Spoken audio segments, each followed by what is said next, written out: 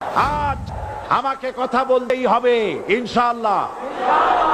আমি দেখতে পাচ্ছি বাংলাদেশের ভাগ্য আকাশে উত্তর গগনে কালো মেঘ জমা হয়েছে, ঝড়ের পূর্বাভাস লক্ষ্য করছি।